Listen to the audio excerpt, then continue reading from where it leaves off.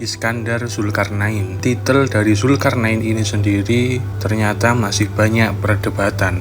Ada yang bilang Zulkarnain ini adalah seorang raja, ada juga yang bilang bahwa beliau adalah malaikat, dan ada yang bilang juga bahwa beliau adalah hamba Allah yang sangat taat. Jika kalian punya informasi tambahan, bisa tambahkan di kolom komentar. Lalu siapakah Zulkarnain ini dan bagaimana kisahnya? Simak videonya sampai selesai.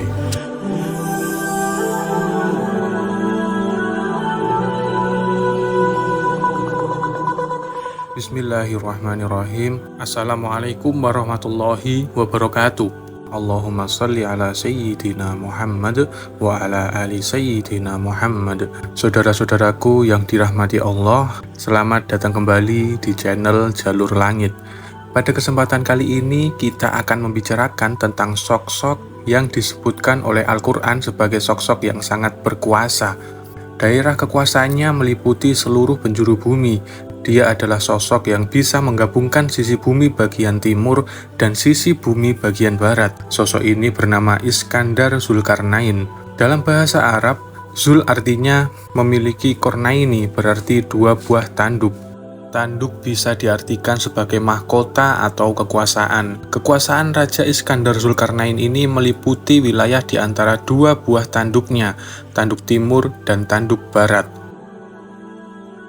Saudara-saudaraku yang dirahmati Allah, Raja Iskandar Zulkarnain ini telah membangun dinding besar berteknologi tinggi untuk ukuran saat itu. Dinding itu terletak di antara dua gunung. Para ahli sejarah meyakini dinding tersebut terbuat dari besi yang dicampur dengan tembaga yang mendidih. Dinding itu terletak tepat di pegunungan Kaukasus. Daerah itu kini disebut dengan Georgia, negara pecahan Uni Soviet. Jika dilihat secara topografis, deretan pegunungan Kaukasus terlihat memanjang dari Laut Hitam sampai ke Laut Kaspia.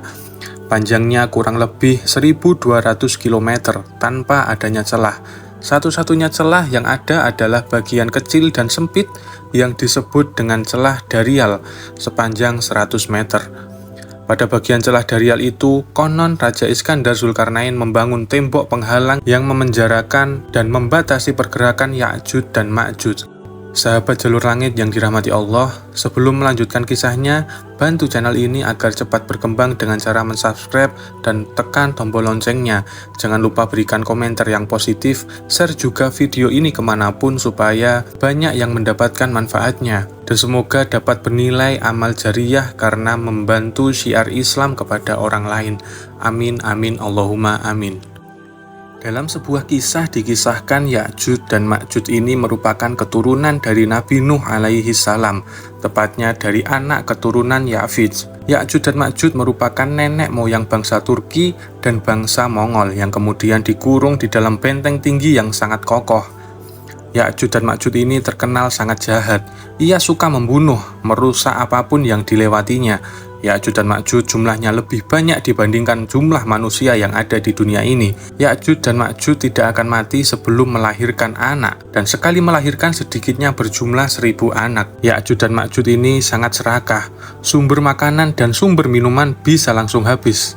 Air di bumi bisa langsung mengering apabila ketemu dengan mereka. Di akhir zaman nanti, Ya'juj dan Ma'juj akan berperang melawan Nabi Isa alaihi salam dan pasukannya. Lokasi peperangan itu ada di Bukit Tursina. Saudara-saudaraku yang dirahmati Allah, Raja Iskandar Zulkarnain memiliki seorang penasehat kerajaan yang sangat baik hati, sangat luas pengetahuannya. Ia sangat bijaksana dan sangat adil. Ia berkarakter kuat dan berstrategi hebat. Penasehat itu mampu membaca kejadian di masa yang akan datang. Ia mampu melihat apa saja fenomena yang terjadi di masa depan. Penasehat Raja Iskandar Zulkarnain itu bernama Nabi Khidir alaihi salam. Sebagian ulama menyebut Allah menurunkan wahyu kepada Nabi Khidir lalu mengajarkan wahyu tersebut kepada Iskandar Zulkarnain. Sahabat Jalur Langit yang dirahmati Allah, kita dapat membaca dengan jelas kisah Iskandar Zulkarnain ini di dalam Al-Quran surat Al-Kahfi. Wa yas'alunaka 'an dzil qarnain qul sa'atlu 'alaikum minhu dzikra. Dan mereka bertanya kepadamu Muhammad tentang Zulkarnain. Katakanlah, akan kubacakan kepadamu kisahnya. Inna makkanna lahu fil ardi wa atainahu min kulli syai'in sababa. Sungguh kami telah memberi kedudukan kepadanya di bumi, dan kami telah memberikan jalan kepadanya untuk mencapai segala sesuatu. Fa'at ba'asa baba. Maka dia pun menempuh suatu jalan. Hatta idza balagha maghribas samsi wajadaha taghrubu fi ainin hami'atin wa wajada 'indaha qauma qulna ya dzal qarnaini imma an tu'adziba wa imma an tattakhidha fihim husna. Hingga ketika dia telah sampai di tempat matahari terbenam, dia melihatnya matahari terbenam di dalam laut yang berlumpur hitam, dan di sana ditemukan suatu kaum tidak beragama. Kami berfirman, wahai Zulkarnain, engkau boleh menghukum atau berbuat kebaikan mengajak mereka beriman. Qala amma man dzalama fasawfa nu'adzibuhu summa yuraddu ila rabbihi fayu'adzibuhu 'adzaban nukra. Dia, Zulkarnain, berkata, barang siapa berbuat zalim, kami akan menghukumnya, lalu dia akan dikembalikan kepada Tuhannya, kemudian Tuhan akan mengazabnya dengan azab yang sangat keras. Sahabat jalur langit yang dirahmati Allah, kisah ketokohan Iskandar Zulkarnain ini ditulis juga dalam catatan sejarah orang-orang barat. Dalam catatan tersebut diceritakan bagaimana ia berjaya sukses meluaskan daerah taklukannya dalam waktu yang sangat singkat. Oleh karena itu, kesuksesannya diberi gelar Alexander the Great, Alexander yang agung. Namun, cerita dari orang-orang barat tersebut sangat bertentangan dengan apa yang disebutkan di dalam Al-Quran. Para mufasir atau ahli tafsir menyatakan Alexander the Great ini adalah orang yang berbeda dengan tokoh yang ditulis dalam Al-Quran, yaitu Iskandar Zulkarnain. Alexander dalam sejarah barat tidak diberitakan pernah membangun sebuah dinding besar berteknologi tinggi. Bahkan Alexander the Great ini digambarkan sebagai orang yang musyrik yang tidak menyembah Allah. Sejarawan Muslim yang juga ahli tafsir, Ibnu Katsir, dalam kitabnya Al-Bidayah wa Nihayah menjelaskan meskipun punya nama yang sama dan plot cerita yang sama, yaitu kekuasaan yang membentang dari barat sampai timur, keduanya adalah sosok yang berbeda. Antara mereka terbentang jarak dan waktu sampai 2000 tahun. Apabila tidak berhati-hati, mereka yang tidak mengetahui sejarah akan terkecoh oleh identitas kedua orang yang berbeda itu. Ibnu Jarir At-Tabari dalam kitab Tafsir At-Tabari menjelaskan, Iskandar Zulkarnain adalah seorang laki-laki yang berasal dari Romawi. Ia anak tunggal, seorang yang paling miskin di antara penduduk kota.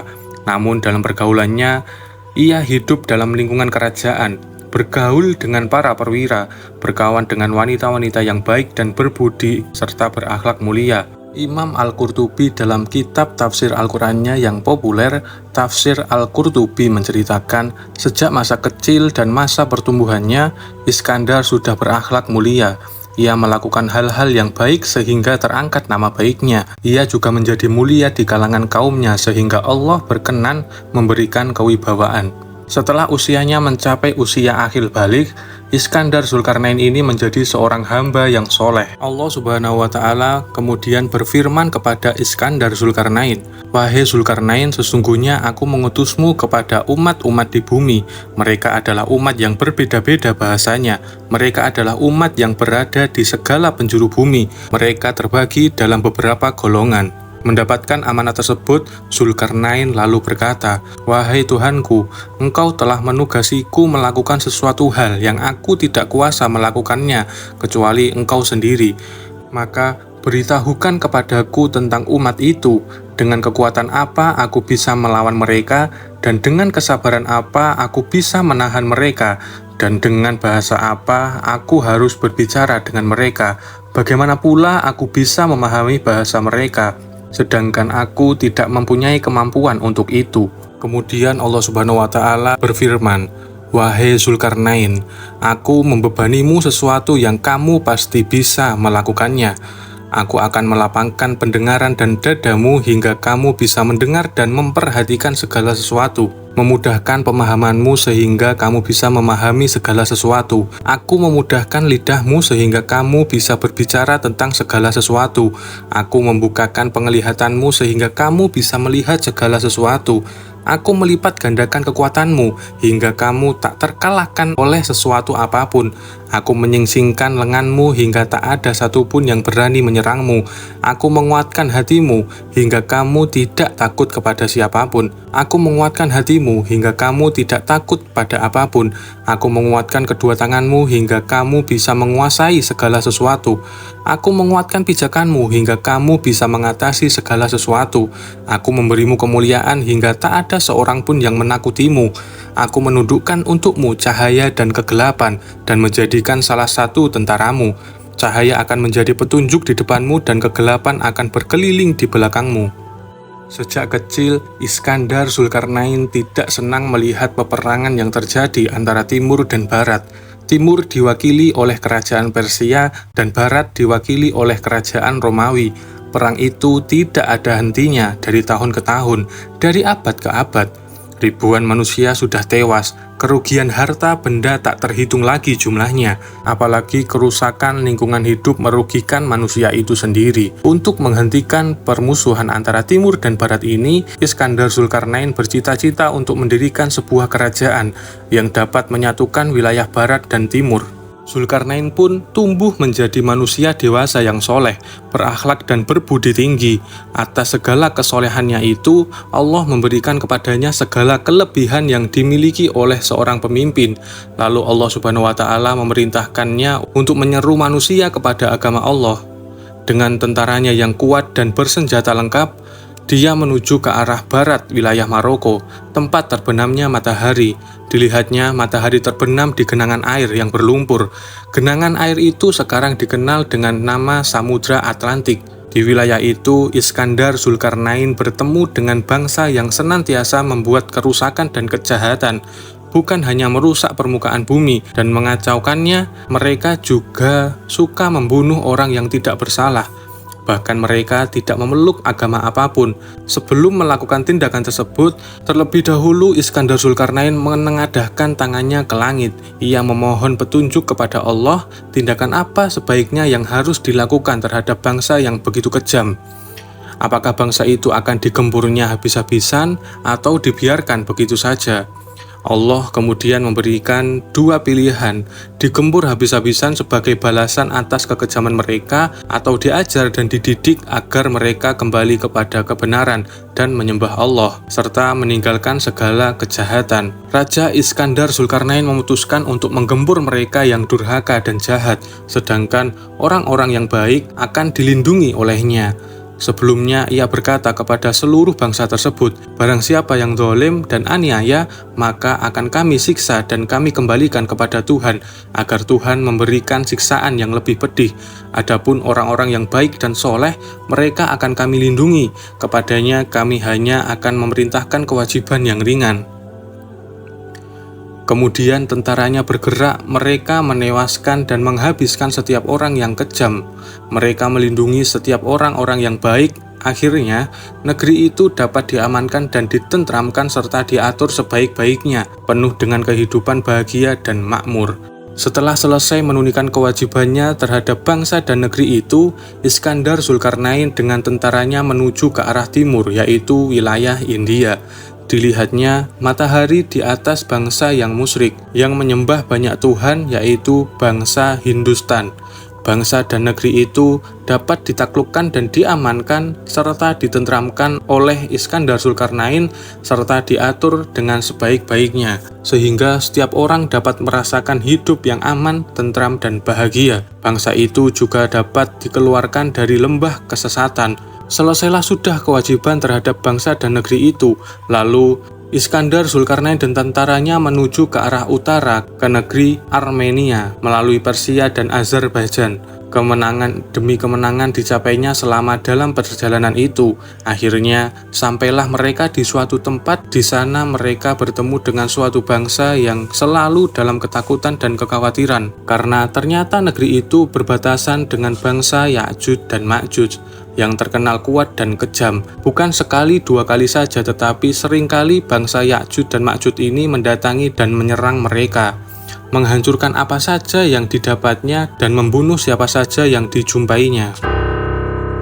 Kedatangan Iskandar Zulkarnain mereka sambut dengan segala kehormatan dan kegembiraan, karena mereka tahu dari kabar yang beredar bahwa Iskandar Zulkarnain adalah raja yang kuat yang paling adil di muka bumi ini.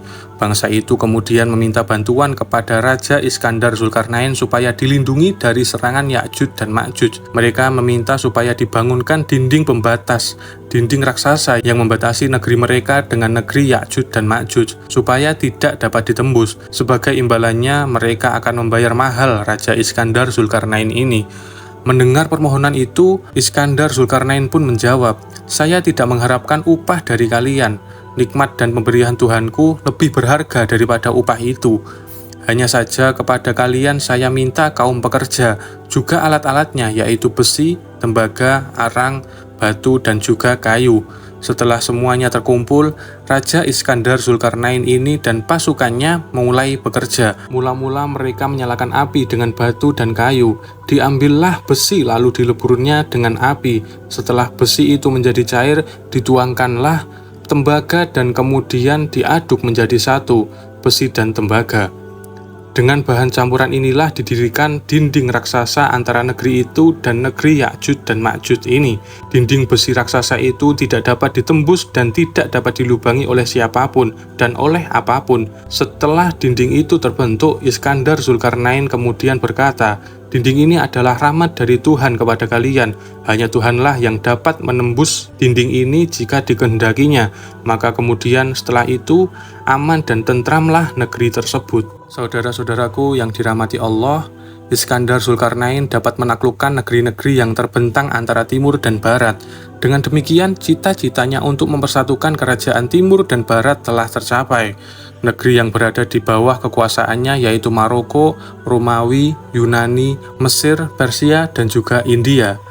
Sahabat jalur langit yang dirahmati Allah, meskipun kekuasaannya dan keperkasaannya tak tertandingi, meskipun kebesarannya dan kejayaannya tidak terlawan, itu semua tidak membuatnya buta dan lupa kepada nikmat yang diberikan Allah.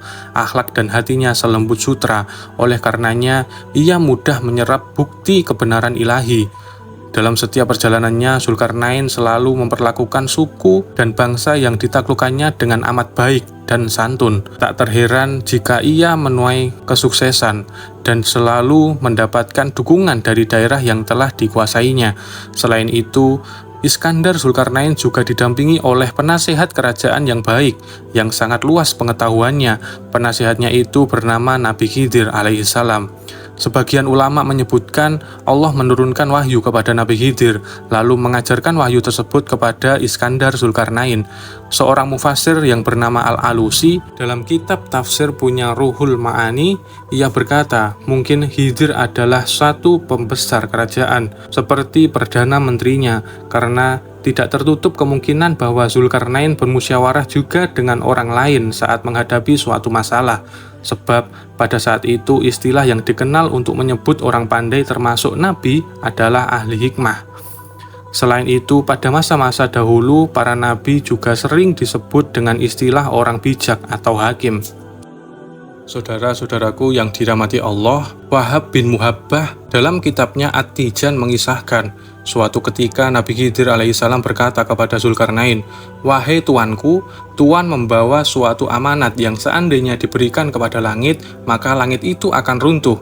Jika diberikan kepada gunung, maka gunung itu akan roboh. Dan jika diberikan kepada bumi, maka bumi itu akan terbelah. Tuanku telah diberikan kesabaran dan kemenangan. Tuanku akan melihat suatu kaum yang menyembah sesama manusia, dan mereka adalah musuh-musuh Allah. Mereka adalah Ya'juj dan Ma'juj.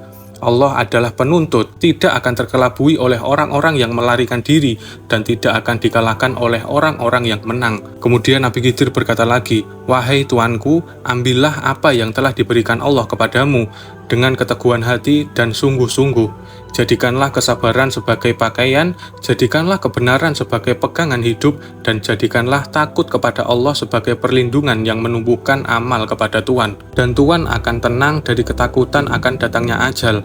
Ambillah pedang Allah dengan tangan Tuhan, karena tidak ada orang yang dapat menolong dan tidak ada orang yang dapat mencegah kemenangan Cukuplah bagi Tuhan Allah sebagai penolong Tuhan. Dalam Al-Muhadharah Al-Alawi, kitab yang dikutip oleh Ibnu Katsir, disebutkan suatu ketika Nabi Ibrahim alaihissalam bertemu dengan Zulkarnain di Mekah. Nabi Ibrahim memeluk dan menjabat tangan Zulkarnain, serta memberinya sebuah bendera. Lalu ia mengikuti syariat yang dibawa oleh Nabi Ibrahim, dan menyeru kepada manusia agar berpegang teguh kepada syariat tersebut. Kisah tersebut dikuatkan kembali oleh sebuah hadis yang diriwayatkan oleh salah seorang sahabat Nabi, yaitu Ubay bin Umar, dan anaknya, yaitu Abdullah.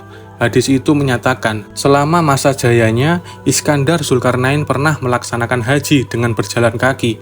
Ketika Nabi Ibrahim alaihissalam mendengar berita tersebut, beliau menemuinya, seraya menyeru kepada agama Allah dan memberinya beberapa nasihat. Nabi Ibrahim juga membawakan Zulkarnain seekor kuda agar ditungganginya. Akan tetapi, Zulkarnain menolak pemberian itu. Ia kemudian berkata, "Saya tidak akan menaiki suatu kendaraan di suatu tempat yang di dalamnya ada Nabi Ibrahim Al-Khalil yang dikasihi Allah. Wallahu alam bisawab." Sahabat jalur langit yang dirahmati Allah, itulah kisah Raja Iskandar Zulkarnain. Terima kasih sudah menonton. Jika kalian suka, bisa klik tombol like-nya dan komen untuk saran video-video kedepannya. Wassalamualaikum warahmatullahi wabarakatuh.